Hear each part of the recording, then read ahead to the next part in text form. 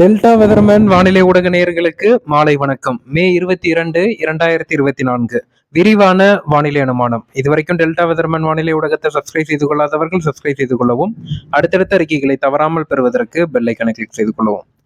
இன்றைய காணொலியை பார்ப்பதற்கு முன்னதாக இன்று மே 22ஆம் தேதி காலை 8:30 மணி நிலவரப்படி தமிழகத்தில் பதிவான அதிகபட்ச மழை அளவுகள் மற்றும் வெப்பநிலை அளவுகளை பார்த்து விடுவோம். கோயம்புத்தூர் மாவட்டம் ஆழியார் அணைப்பகுதி 15 சென்டிமீட்டர், திருப்பூர் மாவட்டம் திருமூர்த்தி அணைப்பகுதி 14 சென்டிமீட்டர், திருப்பூர் மாவட்டம் அமராவதி அணைப்பகுதி 12 சென்டிமீட்டர், கன்னியாகுமரி மாவட்டம் கொட்டாகுரம் பகுதியில் 8 சென்டிமீட்டர், கன்னியாகுமரி மாவட்டம் குளச்சல், கன்னியாகுமரி போன்ற பகுதிகளில் தலா 7 சென்டிமீட்டர், தருமபுரி, கோயம்புத்தூர் போன்ற பகுதிகளில் தலா 6 சென்டிமீட்டர் மழை பதிவாகியிருக்கு. மாநிலத்தின் பல்வேறு பகுதிகளில் மிதமானது முதல் சற்றே கனமழை பதிவாகியிருக்கு. வெப்பநிலையை பொறுத்த வரைக்கும் திருத்தணியில் 36.1 டிகிரி செல்சியஸ் வெப்பநிலை அதிகபட்சமாக பதிவாகியிருக்கு. மாநிலம் முழுவதுமே பகல் நேர வெப்பநிலை இயல்பை விட மிக குறைவாகவே காணப்பட்டிருக்கு.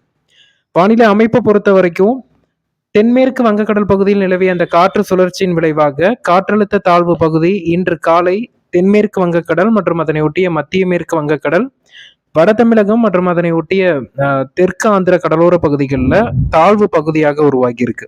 இந்த தாழ்வு பகுதி அடுத்த 24 மணி நேரத்தில் நன்கமைந்த காற்றழுத்த தாழ்வு பகுதியாகவும், அடுத்த 36 மணி நேரத்தில் காற்றழுத்த தாழ்வு மண்டலமாகவும், 48 மணி நேரத்தில் ஆழ்ந்த காற்றழுத்த தாழ்வு மண்டலமாகவும், 72 மணி நேரத்தில் புயலாகவும், 78 மணி நேரத்தில் தீவிர புயலாகவும் மாறி மே 26ஆம் தேதி காலை முற்பகல் 11 மணி அளவில் மேற்கு வங்கம் மற்றும் மியான்மர் நாட்டின் கடற்கரைக்கு இடைப்பட்ட பகுதிகளில், குறிப்பாக வங்கதேசத்தின் சுந்தரவன காடுகள் பகுதிகளில் கரையை கடக்கும் என எதிர்பார்க்கப்படுது.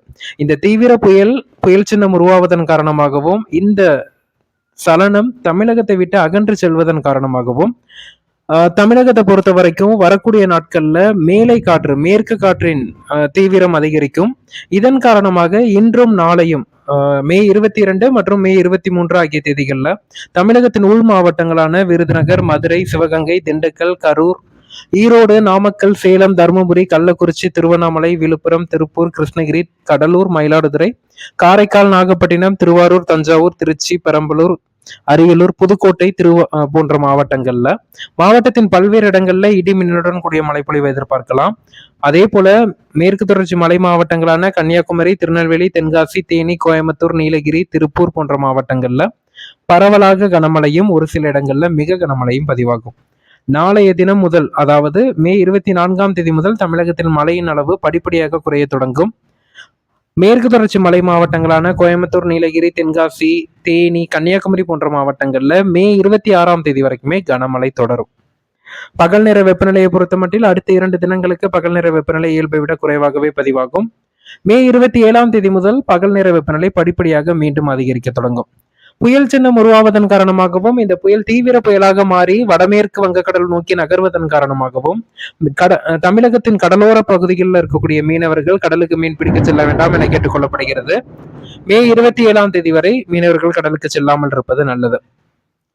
அதே போல கோடை பயிர்கள் அறுவடை பணிகளை மேற்கொள்ள இருக்கக்கூடிய விவசாயிகள் மே 26ஆம் தேதி முதல் தங்களது அறுவடை பணிகளை மேற்கொள்ளலாம். பருத்தி, உளுந்து, எள்ளு போன்ற கோடைக்கால அறுவடை பணிகளை மே 26ஆம் தேதி முதல் எந்தவித மழை இடையூறுமின்றி நீங்க தொடங்கலாம். அதே போல குறுவை பணிகள் மேற்கொள்ள இருக்கக்கூடிய விவசாயிகளும் மே 25ஆம் தேதி முதல் தங்களது குறுவை பட்டத்துக்கான வேளாண்மை பணிகளை மேற்கொள்வது மழை இடையூறு இல்லாமல் அமையும். பாலக்காடு கணவாய் பகுதியான பொள்ளாச்சி, கிணத்துக்கடவு, நெகமம், ஆனமலை, பல்லடம் போன்ற பகுதிகளில் மேலை காற்று அதிகரித்து வீசக்கூடும். சாரல் மழை, மிதமான மழைக்கான வாய்ப்புகள் இருக்கு மே 24, 25, 26 ஆகிய தேதிகள்ல. ஒட்டுமொத்த தமிழகத்திற்கும் இந்த கோடைக்கால மழைப்பொழிவு மிக சிறப்பான மழைப்பொழிவை கொடுத்திருக்கும். குறிப்பாக மே 12ஆம் தேதி முதல் மே 24ஆம் தேதி வரை சில இடங்கள்ல மழைப்பொழிவு ஒதுக்கி இருக்கலாம். அந்த குறிப்பிட்ட இடங்கள்ல தென்மேற்கு பருவமழை துவங்கிய பிறகு வரக்கூடிய வெப்பச்சலன மழை காலங்கள்ல ஜூன் மாதத்துல நல்ல மழைப்பொழிவை எதிர்பார்க்கலாம். அடுத்த 2 நாட்கள்ல தென்மேற்கு பருவமழை குறித்தான விரிவான காணொளி நான் பதிவிடுகிறேன். நன்றி.